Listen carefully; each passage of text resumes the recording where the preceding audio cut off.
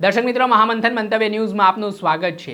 રાજકોટના ડીસીપી જગદીશ બાંગરવા વિવાદમાં ચાલી રહ્યા છે। તેમની સામે કોળી સમાજના યુવકે ગંભીર આક્ષેપ કર્યા છે।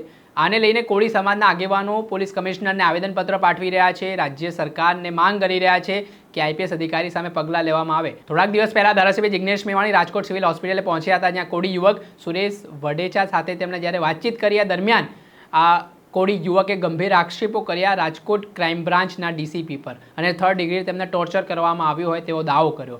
જો કે આ બાબતને લઈને આ આરોપોને ડીસીપી જગદીશ બાંગરવા ફગાવી રહ્યા છે, ખોટા ગણાવી રહ્યા છે।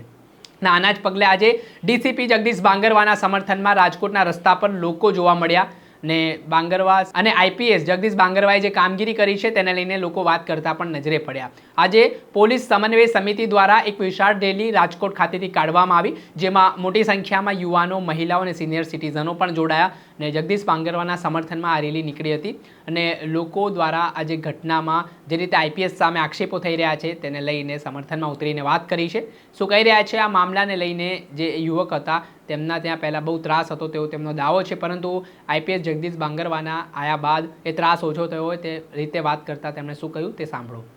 મારું નામ પ્રફુલભાઈ વૈષ્ણવ। પ્રફુલભાઈ, ક્યાં રહ્યો છો? હું અત્યારે મોરબી રોડ ઉપર રહું છું, જગત નાકાથી આગળ સીતારામ પાર્ક। પહેલા એ વિસ્તારમાં કેવો ત્રાસ હતો લુખાવાનો ને હવે શું પરિસ્થિતિ? પહેલાં એવો ત્રાસ હતો કે રાતે નીકળવું હોય ને તોય વિચાર કરવો પડે આપણે, પણ અત્યારે બહુ સારું છે। શું કારણ છે, શું લાગે છે? અત્યારે આ પોલીસની કામગીરી બહુ સારી છે, એના માટે અત્યારે બહુ સારું છે। બાંગરવા સાહેબે જે ગેંગોને જેલ હવાલે કર્યા તેને લઈને શું? તેના હિસાબે એને અત્યારે બહુ વ્યવસ્થિત કામ થઈ ગયું છે અને એવો ડર નથી એમ ગુંડાઓને જેલ હવાલે કરવાથી બહુ કામ સારું છે।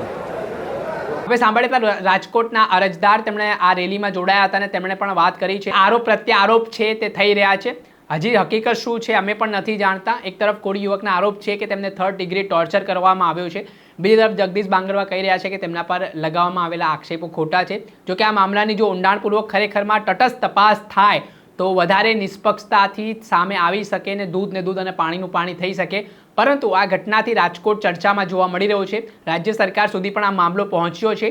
કોળી આગેવાનો સતત દમ પછાડા કરી રહ્યા છે, કાર્યવાહીની માંગ કરી રહ્યા છે। બીજી તરફ હજી સુધી કોઈ તપાસના આદેશ અપાયા ન હોય તેવી પણ સ્થિતિ જોવા મળી રહી છે। ત્યારે આગામી સમયમાં શું આદેશો છૂટે છે તપાસના તે આવનારો સમય બતાવશે। દર્શક મિત્રો, આવા જ નવા વિડીયો સાથે આપણે માહિતગાર કરતા રહીશું, એટલે મહામંથન મંતવ્ય ન્યૂઝ જોતા રહો।